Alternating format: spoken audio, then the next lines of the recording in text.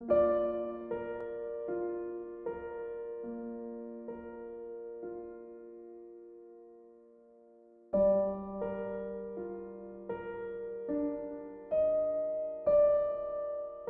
this out, it feels really good.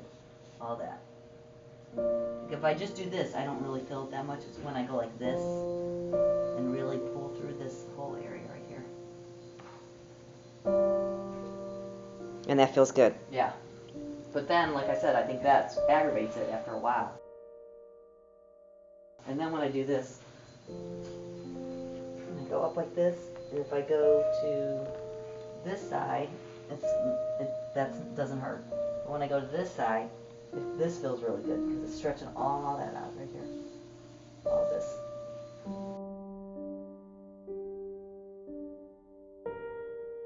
And then when I do these, that really pinches that area right here. That hurts a lot.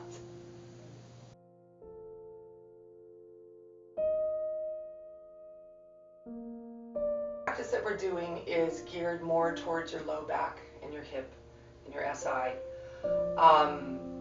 So you want to focus on structural alignment, and we'll do a standing pose where you're just standing and working isometrically to externally rotate your right hip so that you start to work some of that misalignment back into place.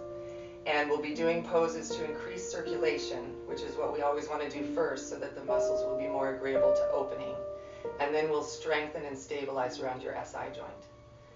And we'll also have some poses in the beginning to bring circulation all the way down to your feet. So that should help with your knee and ankle pain. And I'll give you guidance as we go through this. Okay? Thank you.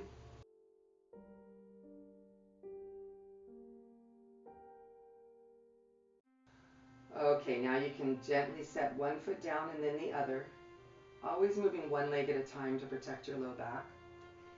And now we're going to do a twist, but we want to make it symmetrical because I think the one-legged twist that you were doing was probably aggravating the SI joint. And we want to keep your knees hip-width apart.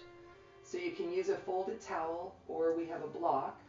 Sherry's going to put a block between her knees. And then with an inhale, bring your knees up into your chest.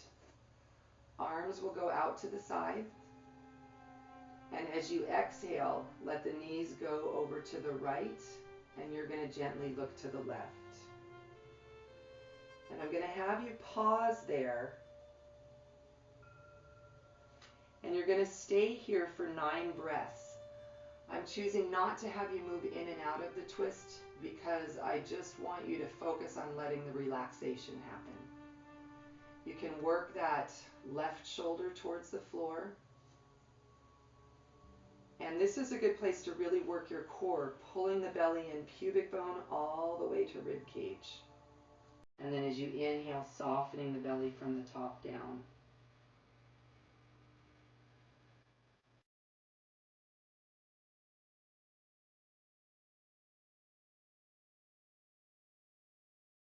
And Connie, if this twist isn't comfortable, you could even place a blanket under your right knee so that your right knee is sinking into that if it's not touching the floor comfortably.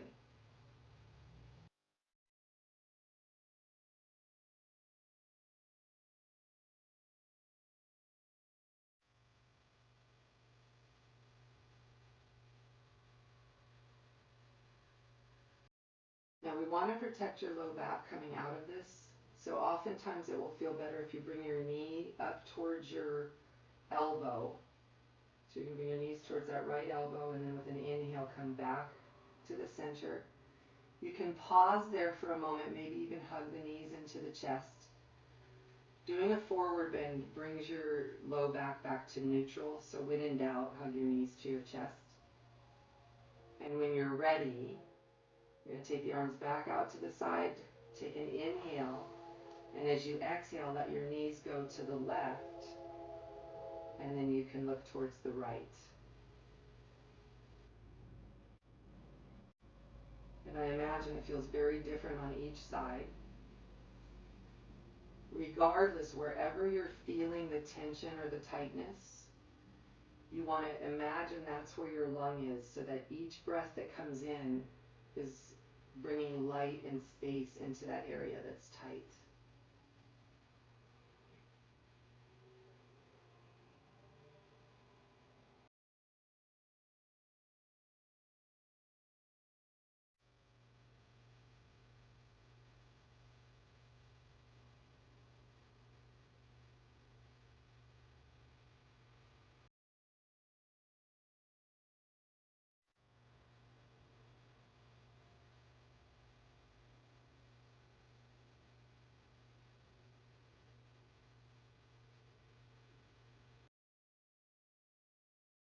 And when you're ready to come out, you're going to bring the knees a little bit up towards that elbow, and with an inhale, come back up.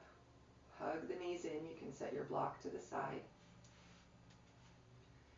And Connie, always feel that to work towards symmetry, if there's a big imbalance, you can stretch the tight side, stretch the other side, and then go back and stretch the tight side again to work towards symmetry.